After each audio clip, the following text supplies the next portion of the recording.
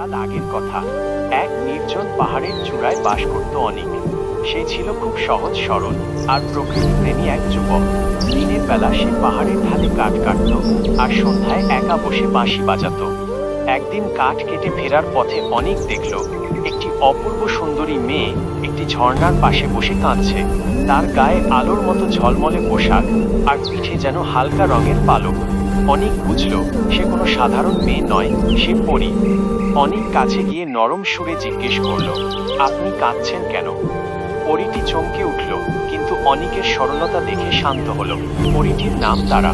তারা বলল সে পরিস্থান থেকে এসেছে, কিন্তু তার ডানা অসাবধানতাবশত একটি গাছের ডালে আটকে গিয়ে ছিঁড়ে গেছে।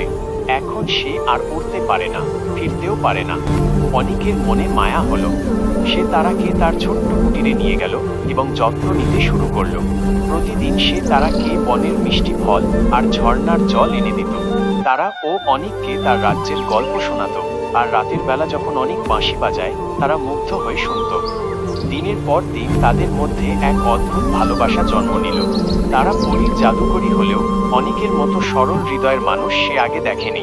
অনিকও তারার উপস্থিতি ছাড়া আর কিছু ভাবতে পারত না। এক সন্ধ্যায় যখন চাঁদ উঠেছে, তারা অনিকের হাত ধরে বলল, অনিক, আমি হয়তো আর পরিস্থানে ফিরতে পারবো না, কিন্তু তোমার এই কুটিরই এখন আমার রাজ্য, আর তুমি আমার রাজপুত্র। অনিক তারার কপালে একটি চুমু এঁকে দিল।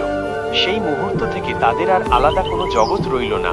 একজন সাধারণ মানুষ ও একজন পরীর অসম্ভব ভালোবাসা পাহাড়ের চূড়ার ছোট্ট কুটিরটিকে স্বর্গের চেয়েও সুন্দর